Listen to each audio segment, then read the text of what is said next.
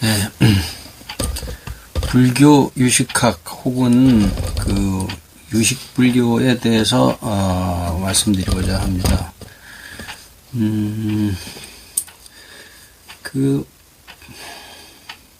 많은 사람들이 그 유식불교를 잘못 알고 있어요. 그래서 그렇다면은 그 유식불교가 필요 없는 것이냐, 잘못 알고 있으니까 그런 건 아니고 유식불교의 진의가 무엇이냐 이런 것은 물론 그 중요하고 가치 있는 것입니다. 그런데 유식불교를 이러이러한 것이다라고 생각해서 불교를 엉뚱하게 잘못 생각하고 있고, 그래서 불교가 잘못된 이상한 길로 가고 있단 말이에요. 그래서 오늘은 오히려 저는 그러한 무엇이 잘못인가, 그러한 것을 더 중점적으로 말씀드리려고 합니다. 그 잘못은 기본적으로 이제 한국 불교에서 유명한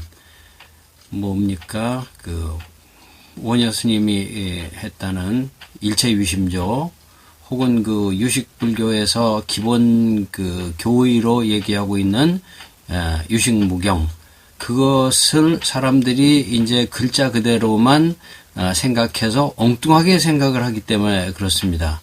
또 그것을 불교랍시고 설명한다는 법사나 스님들도 실제로는 유식불교를 제대로 다 공부를 안 하고, 유식불교를 제대로 공부하면은 그렇게 생각하지 않을 텐데, 유식불교를 제대로 공부를 하지 않고 문자만 그렇게 해석을 해서 이거 겠거니 하고선 이제 이렇게 얘기하기 때문에 그런 것인데, 기본적으로 사실은 일체유심조라는 거를 우리가 그렇게 무시할 수도 없는 것이, 저 자신도 그렇지만은 일체유심조가 좋아가지고 불교를 공부하기 시작했다.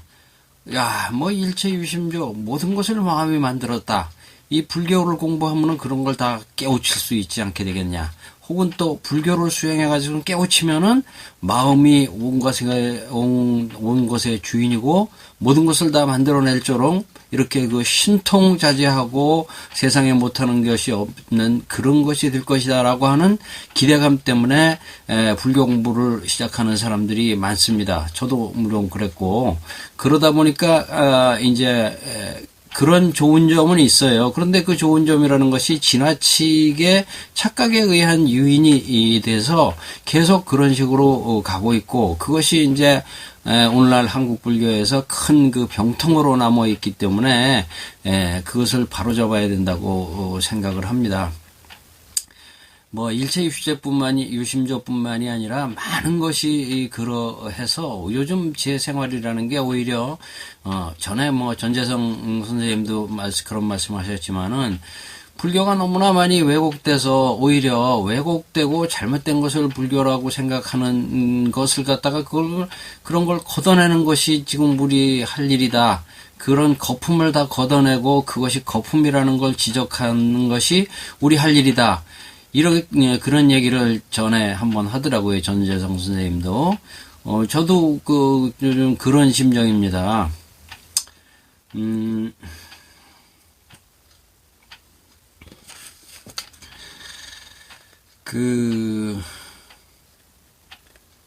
그래서 지금 또 하나는 지금 우리나라에 들어와 있는 유식책이라는 것이 거의 전부 다 이제 일본 유식을 배워온 거예요.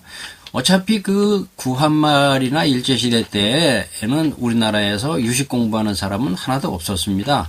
유식학이라는 것 자체가 고려시대까지 좀 있다가, 그 다음에는 전혀 대가 끊어지고 누가 그런 걸 공부하지도 않고 보지도 않았어요. 유식학을 공부한 사람은 하나도 없습니다. 조선시대 때 이후로. 그랬다가 일본 일제시대 때 일본말을 배우고 일본에 가서 유학을 하고 일본 불교대학을 다니고 그러면서 거기서 이제 유식학을 배워왔기 때문에 일본 유식학을 배워왔는데, 일본 유식학 자체가 원래 유식학에서 상당히 많이 왜곡된 유식학이다, 그런 말이에요. 그래서 지금 우리나라에서 지금 나와 있는 유식학 책이라는 것이 전부 다 일본 유식학인데 100% 일본 유식학인데 그 일본 유식학은 왜곡된 유식학이라고 보는 겁니다. 그러면 뭐가 왜곡된 유식학이고 뭐가 왜곡되지 않은 유식학이냐 하면은 일본 유식학은 주로 이제 현장의 제자 규기에 의해서 발달된 유식학이에요. 현장의 유식학 그것을 이제 신유식이라고 해요. 그리고 그러면 신유식이 아니면은 그럼 뭐가 있느냐 하면 구유식이 있죠. 구유식은 주로 이제 그 진제에 의해서 소개가 됐고 중국에 섭대승론과 섭대승론석을 진제가 번역을 했고 그거를 중심으로 해서 섬론종이 성립이 됐습니다. 그것을 소위 이제 구유식, 진제유식이라고 하죠. 인도에서 론사로서는 이제 안해 론사가 대표적으로 되는 것인데, 그것이 어떻게 보면 오리지널 유식인데, 나중에, 이제 한 100년 후죠. 100년 후에, 현장이 인도에 가서 다시 이제 유식 수많은 책을, 수집해 와가지고, 중국에 와서 10대 론사지요. 10대 론사의 책을 갖다가 이제 다 자기가 정리를 해가지고 호법 론사 중심으로 해서 성유식론을 갖다가 집필했죠. 그것을 이제 소위 신유식이라고 하죠. 그런데 그 구유식과 신유식의 내용이 많이 다르다 그 말이에요. 그리고 물론 신유식에서는 주로 이제 현장의 사상 그리고 호법의 사상이 제일 많이 들어 있는데 거기까지만 해도 그런 대로 봐줄 수 있는데 그 다음에 규기 이후로 그 규기가 그것을 또 발전시켰고 규기 이후로 일본의 학자들이 그것을 갖다가 발전시켜서 상당히 그 오리지널 유식하고는 많이 다르게 변질된 그런 유식이 돼버렸고 중국에서는 현장이 주도한 사상 그것이 법상종이 됐죠. 그 다음에 아까 얘기했던 구유식이 기반이 돼가지고서는 섭대승론이 기반이 됐고 그 섭대승론을 더 발전시켜서 이룩한 것이 기신론과 화엄종입니다. 그래서 화엄종은 이제 법상종에 대하여서 성품을 강조했기 때문에 법의 성품을 강조했기 때문에 성종이라고 해요. 법성종.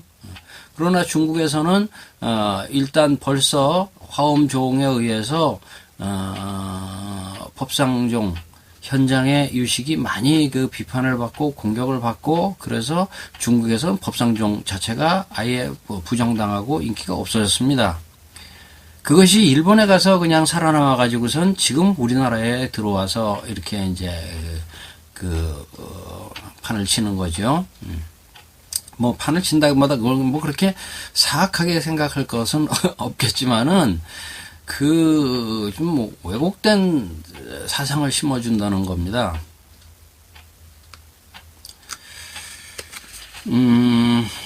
그래서 왜곡된다는 게 뭐냐 하면은 가장 큰 왜곡이라는 것이 저는 기본적으로 이제 외경이 없다. 그 사상이 참 굉장히 독서적인 사상이라고 생각해요. 외경이 없다. 일체유심종. 모든 것을 오로지 마음이 만든다. 그렇게 해가지고,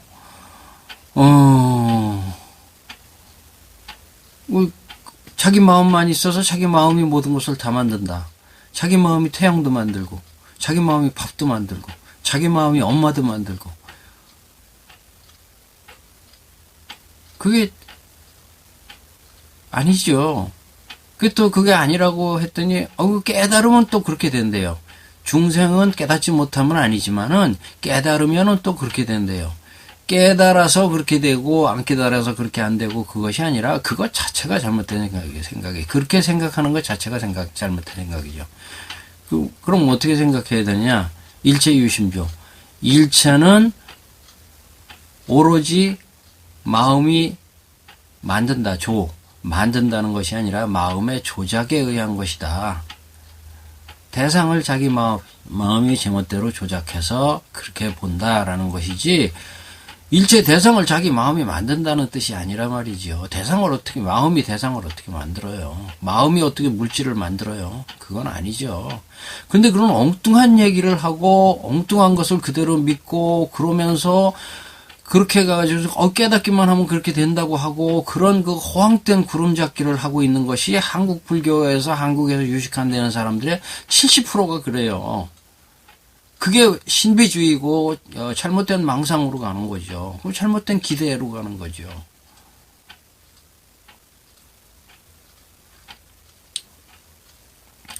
그럼 자기 마음이 다 만들면은 뭐 자기 마음이 만들고, 그다음에 유식 무경이죠.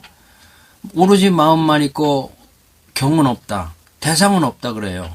자기 외부의 대상은 하나도 없다 그래요. 기본적으로 인식의 원칙에서부터 틀리는 것이고, 남방불교, 초기불교 교리에서도 어긋나는 것입니다. 인간의 의식은 대상이 없이는 발생하지 않아요. 대상에 의해서 의식이 발생하는 것이죠. 그것은 초기불교의 기본 교리입니다. 그리고 인체는 무엇으로 해서 구성이 되어 있느냐? 부처님께서도 색수상행식 5원에 의해서 구성되어 있다 했는데, 물질 아닙니까? 육체에 의해서 인간이 구성되어 있다는 건 당연한 거예요. 육체가 없고 의식만 있다? 그럼 귀신 얘기죠. 불교는 그런 귀신 얘기가 아니란 말이에요. 그럼 유식무경이다 하면 오로지 식만 있고 경이 없고 대상이 없다라고 하면 완전히 귀신 얘기죠. 그렇게 귀신 얘기를 하면 안 된단 말이에요. 자기 식만 있고 대상이 없다면 중생도 없고 자기를 낳아준 엄마도 없고 매일매일 자기를 먹여 살리는 밥도 없고 영양분도 없고 에너지도 없고, 그게 뭐예요? 그게 귀신이지. 불교는 그런 귀신 얘기가 아니란 말이에요.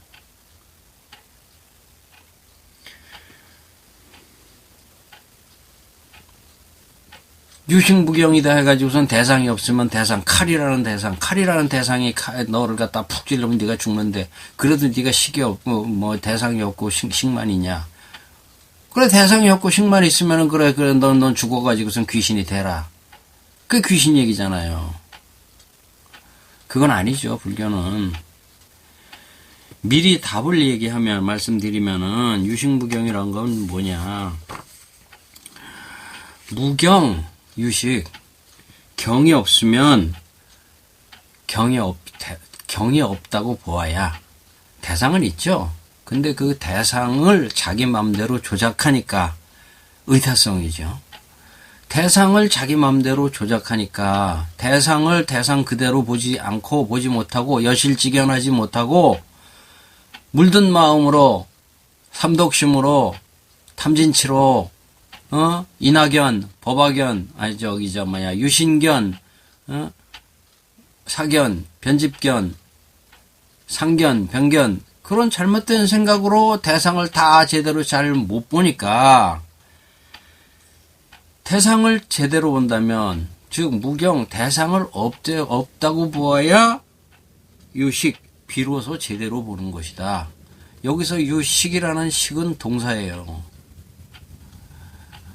식하는 작용이 있다. 대상을 없다고 보아야. 네가 지금 보는 대상은 그건 틀렸어. 그러니까 무경이나 비경이나 부경이나 마찬가지죠. 대상을, 지금 네가 보는 대상을 아니다. 내가 보는 저게 아니다. 내가 지금 왼수가 아니고 도둑이 아니고 더러운 것이 아니고, 그죠? 그렇게 봐야 제대로 식하는 것이다 라는 얘기가 유식무경이고, 아까 얘기했던 일체 유심조 같은 것도 일체는 마음의 조작이다 라고 했는데 그 앞에 규절이 있어요.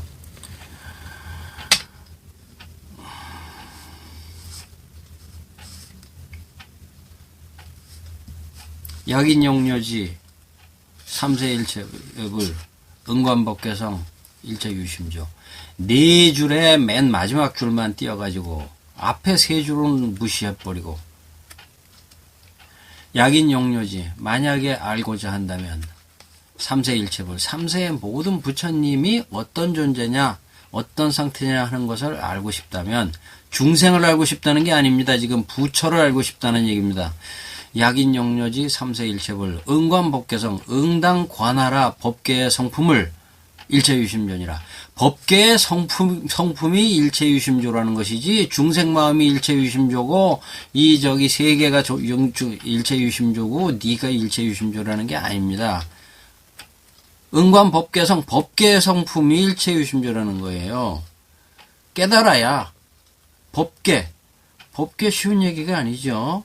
진리의 당체, 진리의 본 모습은 그것은 중생심, 범부심에 의해서 이리저리 조작되는 그런 것이 아니다.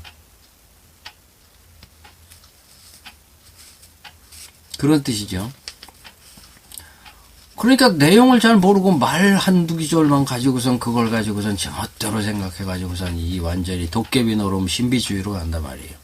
일체유심조라고 하니까 말이지 내 마음이 꼭 영화 보듯이 뭐 나와라 하면 팍 나오고 내 마음이 뭐 만들어라 하면 뭐 팍 만들고 그 다음에 이게 다 꿈이라고 해가지고선 말이지 아 저것도 꿈이고 이것도 꿈이고 그럼 그 꿈 누가 조작합니까?